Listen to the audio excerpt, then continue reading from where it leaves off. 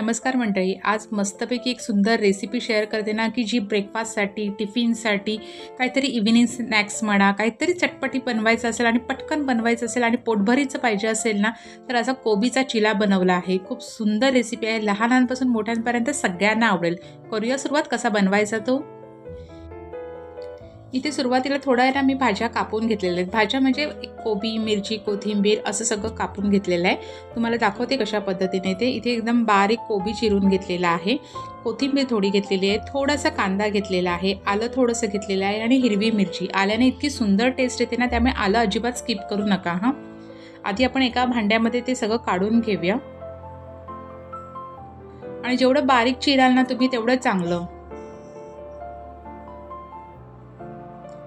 कांदा वगैरे सगळं, आणि कांदा अगदी जरासा आहे. कांदा तुम्हाला नको असेल नाही टाकला तरीसुद्धा चालेल, असं काही नाही. थोडासा अगदी आपल्या एक नावाला मी टाकला होता. आणि सगळं एकत्र आपण करूया. आणि त्याच्यानंतर सगळं आधी मी हे ढवळून घेते. आणि आता आपण त्याच्यामध्ये टाकायचं आहे बेसन.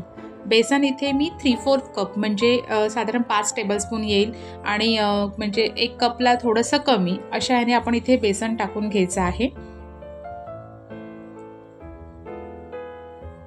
बेसन 3/4 कप म्हणजे 1 कपला थोडंसं कमी टाकल्यानंतर पाणी पण सेम घेतलं आहे आपण. आणि पाणी टाकताना ना थोडं थोडं टाका, लगेच टाकू नका, नाहीतर एकदम पातळ झालं ना तर मग बेसनचं प्रमाण आपल्याला वाढवायला लागेल. त्यामुळे पाणी आधी असे ना ढवळत ढवळत बघायचं की आपल्याला एकदम घट्ट वाटत असेल तर पाण्याचं प्रमाण वाढवायचं. साधारण मला इथे 1 कपला थोडं कमी 3/4 कप पाणी लागलेलं आहे. 1/4 टीस्पून मी हळद टाकलेली आहे, 1 टीस्पून लाल तिखट टाकलेलं आहे, 1 टीस्पून धणा पावडर टाकलेली आहे, 1 टीस्पून जिरा पावडर टाकलेली आहे, चवीनुसार मीठ टाकलेलं आहे. सगळं मेजरमेंट डिस्क्रिप्शनमध्ये आहे, तुम्ही तिथे चेक करू शकता.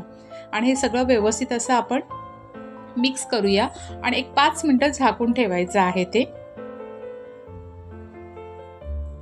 इथे आता तवा गरम करायला घेतला आहे, त्याच्यात थोडंसं तेल टाकलं आहे आणि त्याच्यावरती आपण चमच्याने आपला जो बॅटर आहे तो टाकून आपल्याला छोटा मोठा जेवढा चिला बनवायचा आहे त्यानुसार तो बनवायचा. फक्त एक आहे की तो असं चमच्याने ना सगळीकडे असं पसरवून घ्यायचा व्यवस्थित. आणि पसरवताना असं जाड नाही पसरवायचा, सगळीकडनं असं ना एकदम पातळ असं पसरवून घेतला ना, एकदम पातळ म्हणजे असं एक जाड ठेवल्यानंतर तसं शिजल्यानंतर सुद्धा तो नरम लागेल. त्यापेक्षा सगळीकडनं मस्तपैकी असं एक पातळ लेअर त्याचा करायचा आणि मग छानपैकी सगळीकडे पसरवून घ्यायचं. त्यामुळे टाकताना तुम्हाला छोटा करायचा असेल तर अगदी 1च चमचा टाका, नाही तर 2-3 चमचे टाकून असा मोठा छानपैकी असा पातळ अगदी सगळीकडनं पसरवून घ्यायचा. म्हणजे शिजला ना दोन्ही साईडने एकदम ब्राऊन क्रिस्पी असा एकदम करेपर्यंत शिजवून घ्यायचा. आणि तो इतका सुंदर लागतो ना, मऊपेक्षा ना असं क्रिस्पी खायला खूप आवडेल. आणि लहान मुलांना तर असा भरपूर आवडेल.